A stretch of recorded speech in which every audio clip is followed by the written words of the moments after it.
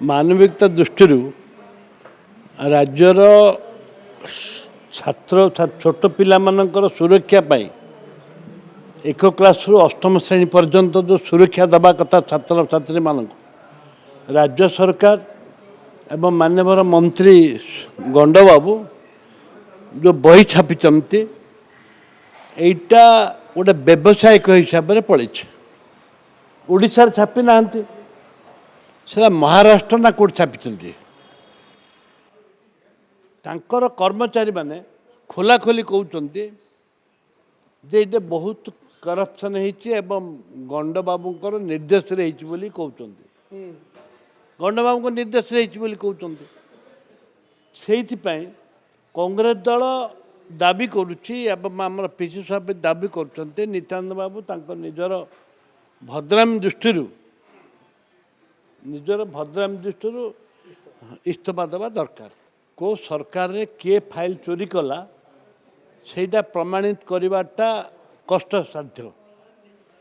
ସରକାର 2 ବର୍ଷ ହେଇଗଲାଣି, 2 ବର୍ଷ ପରେ ଗୁରୁତ୍ୱପୂର୍ଣ୍ଣ ଫାଇଲ ମିଳୁନି ବୋଲିକିରି ପ୍ରେସକୁ ଯାଉଛନ୍ତି। ସରକାର ତଦନ୍ତ କରୁଛନ୍ତି। ତା ଅର୍ଥ ଜାଣି ଶୁଣିକିରି ଟାଇମ୍ ପାସ୍ କରିବା ପାଇଁ, କିଛି ଅଫିସରଙ୍କୁ ବଦନାମ କରିବା ପାଇଁ, କିଛି ମାନବିକତା ଦୃଷ୍ଟିରୁ କିଛି ଲୋକଙ୍କୁ ଇନସଲ୍ଟ କରିବା ପାଇଁ ସରକାରର ଯୋଜନା। ଯଦି ଫାଇଲ ତୁମର 2 ବର୍ଷ ହେଲା କୁଆଡ଼େ ଯାଇଥିଲ? ଯେତେବେଳେ ସ୍ୱାମୀଜୀକୁ ହତ୍ୟା କରାଗଲା ବିଜେପି ସରକାର ଥିଲା, ସେତେବେଳେ କମିଶନ ବସିଥିଲା। ଆଚ୍ଛା, ସେତେବେଳେ କାହିଁକି ତୁମେ ଉଡ୍ର କରିଦେଲନି ସରକାର? ବିଜେପି ସରକାର ଥାଇକିରି ଯଦି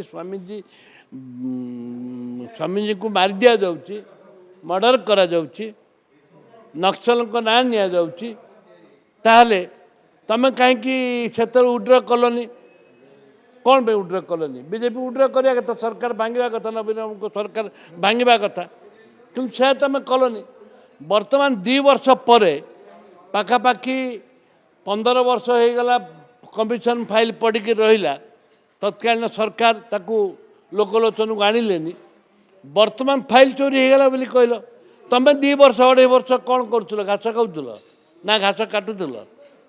ତୁମେ ଦୟାକରି ମାନ୍ୟବର ମୁଖ୍ୟମନ୍ତ୍ରୀ ୟାପରେ ସ୍ପଷ୍ଟୀକରଣ ରଖନ୍ତୁ।